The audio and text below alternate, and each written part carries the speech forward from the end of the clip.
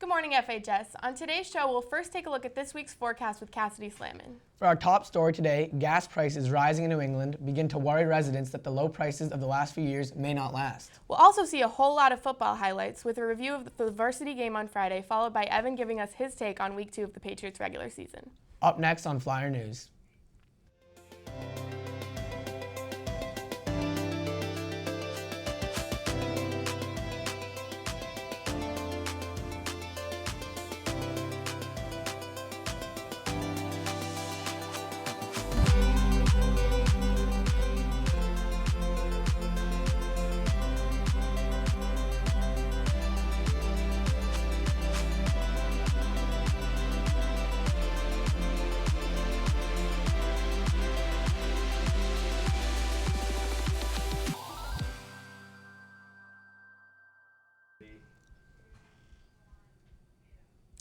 Good morning, everyone, and welcome back to Flyer News. I'm Maggie Fries. And I'm Nathan Rosenthal. Today is a Monday, September 19th, day 1, with the period order A, B, C, D, E. With fall officially beginning on Wednesday, we take a look at the forecast for the final days of summer with Cassidy Slamman. Cassidy?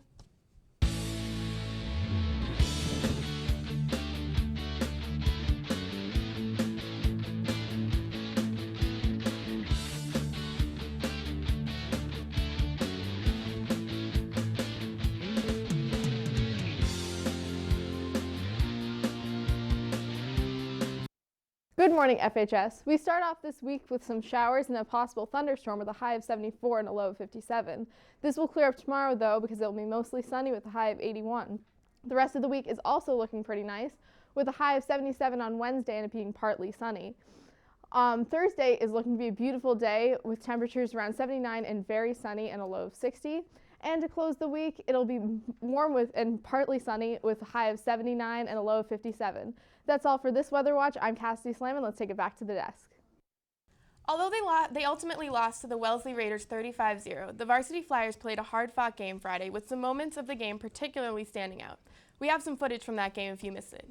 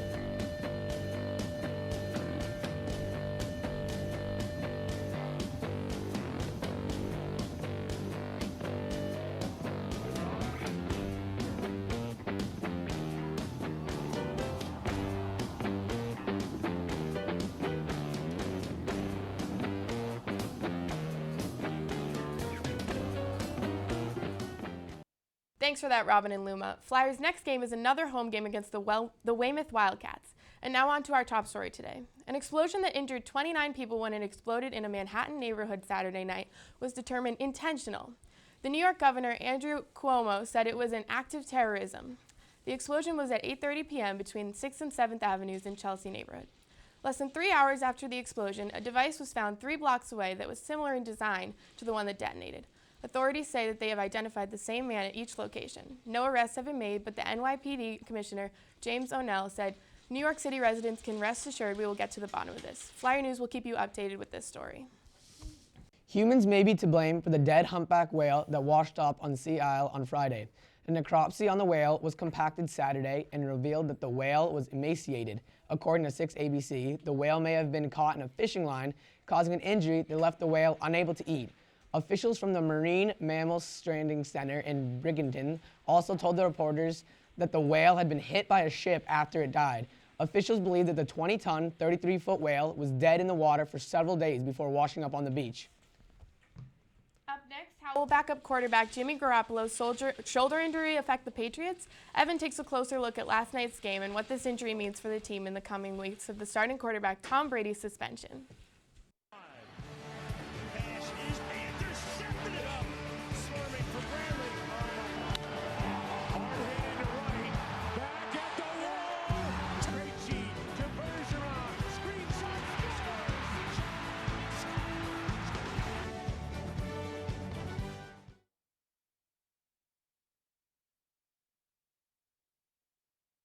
Good morning, Framingham High School, and welcome back to Sports Desk. I'm your host, Evan Maranofsky. Yesterday was a big day in the Boston sports world. Both the Patriots and Red Sox played respective games. The Patriots played their home opener, and the Red Sox went for the 4-game sweep of the rival Yankees. We'll start with the Patriots, who were coming off of a huge win against the Cardinals, but would host the Miami Dolphins yesterday. The game would start with an incredible drive by the Pats, as Jimmy Garoppolo would get it over the middle to Martellus Bennett, who runs down the sideline, if we can get the highlights up so everyone at home can see, goes down inside the 15, as we'll see on this next play. Then Jimmy G shifts through the middle to find Amendola, who barrels his way into the end zone for the touchdown.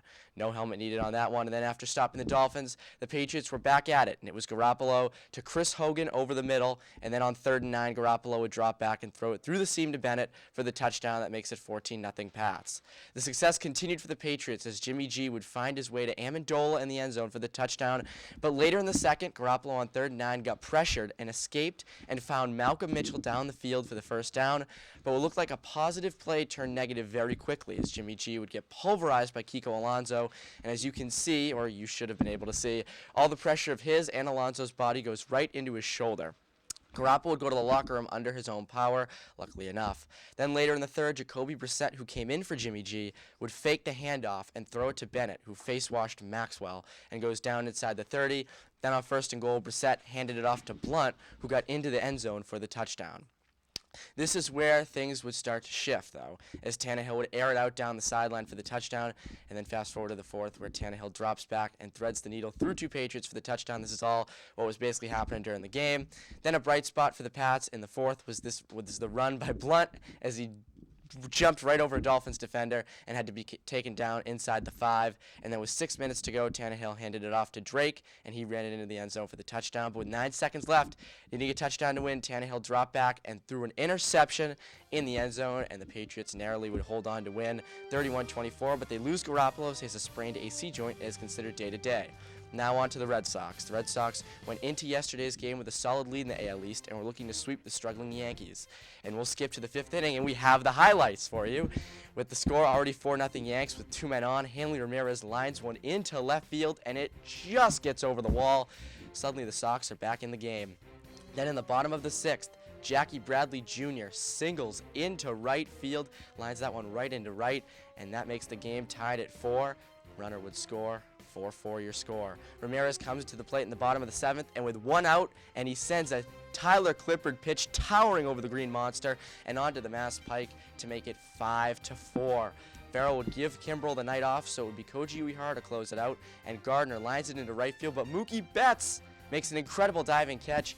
How can he not win the MVP? What a catch on that one. And then with 2 outs, Teixeira flies out to center field, and the Sox sweep the Yankees and win 5-4. They go on to take a 3-game lead in the East. Next game is tonight at 7:05 from Baltimore. You can catch that one on NESN. Well, I'm sorry we didn't have the Patriots highlights for you. I tried doing my best at describing the highlights for you instead. We had the Red Sox. That's all that matters. I'm Evan Maranofsky, and have a day in which the large father would be proud of. While the United States has been fortunate enough to have avoided high gas prices in the last 2 years, they may be back on the rise. Here to fill us in on the elevated prices is Colin Dowdy. Take it away, Colin. As if the United States needs any more problems, the East Coast may have just been saddled with one more. A severed major gas pipeline that runs all the way from Houston to New York promises to be a major headache for drivers with its predicted effects on the gasoline economy. The leak caused by the line break in Alabama offloaded an estimated 6,000 barrels of gasoline, and this, along with ensuing reparative shutdown of the line, caused widespread supply-side gasoline shortages across the East Coast. But when the shortages reach the customer, however, the effects may be catastrophic. Experts say that in the states that will be affected first, which include Georgia, North Carolina, Tennessee, Virginia, and South Carolina, gas prices will likely rise by anywhere from 5 to 20 cents per gallon over the next week. Some gas stations in the affected areas may even run entirely out of fuel, which does not bode well for the regional economy. Georgia Governor Nathan Deal has already declared a state of emergency, allowing for the suspension of some federal rules surrounding the use of commercial vehicles in order to ease the effects of the gas shortages. However, there is yet to be any forecast on the impact that this leak will have in New England, much less Massachusetts. Flyer News will continue to keep you updated on this as the story develops. Reporting for Flyer News, this has been Colin Dowdy. Let's take it back to the desk. Next up, we have the Pledge of Allegiance. Leading us today will be Alex. Let's take it to her now.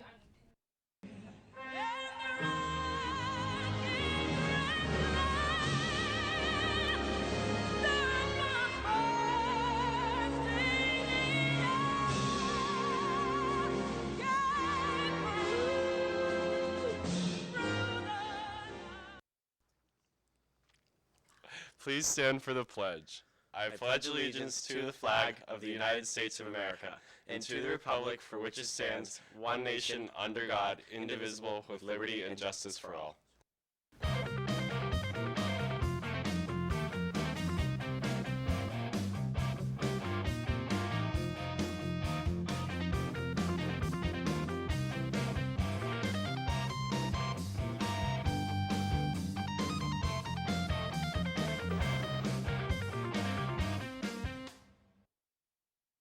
Good morning. Today is Monday, September 19th, day one, with periods running A, B, C, D, E.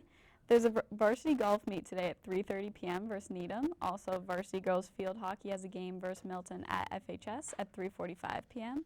And finally, the first meeting of FHS's new chapter of the Harry Potter Alliance will be Tuesday right after school in A205.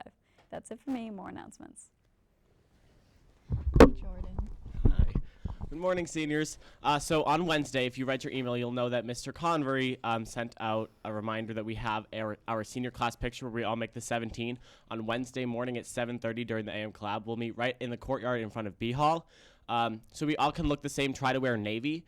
What we're doing is we're putting all of our class of 2017 apparel on clearance just because it's the start of our senior year. So if you want a short sleeve shirt, it's $5. A long sleeve shirt, it's $7, and a sweatshirt is $15. You can buy those today after school in C108. And if you can't buy it today, look at our Twitter. We'll send out a link for like an order form so that we can get it to you tomorrow before the picture on Wednesday, okay? Thanks. Thank you, Jordan. Good morning. Good morning, Julie. How are you? Good. How are you? Good. I'm still getting used to the couch. I should just spread out a little bit more. I hope everybody had a good weekend. Just a few announcements. One, thank you to Becca Schwartz. She actually made that bulletin board across the library next to the ADC. It lists all of our current clubs and activities, the time that they meet, and the room that it meets at. So if there's something that you're looking to do or you're looking to get involved or you want to find out a little more information about a club, go to a meeting and you can find the information on that bulletin board. Matt Osber, a software engineer and former FHS parent, will be hosting an after-school internships on Thursdays for students interested in working on the website My Moral Compass.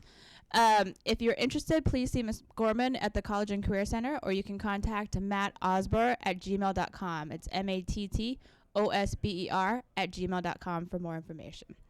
Also from the counseling department, you want to mark your calendars for senior college and career planning night in the FHS auditorium on Thursday, September 22nd from 7 to 9 p.m.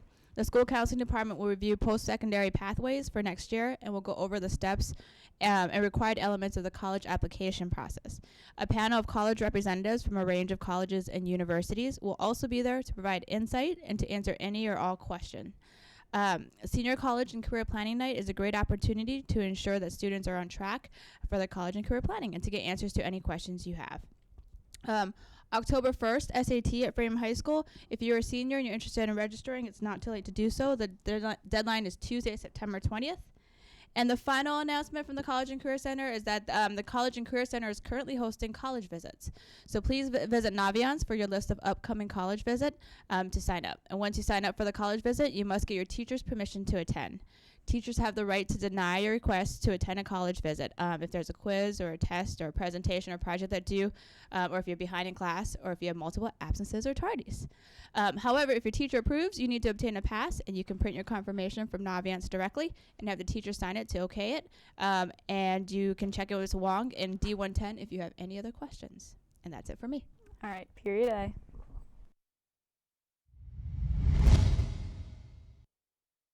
As our show comes to an end today, we want to remind you to watch us again at 5 or 7 on channels 8 Comcast, 15 RCN, and 41 Verizon Fios, or on demand on our school's website. Also check us out on all of our social medias, Twitter @FHSTV, Instagram @FHSTV2016, and Snapchat. For Flyer News, I'm Maggie Freeze. And I'm Nathan Rosenthal. Have a nice day, Freedom Kids.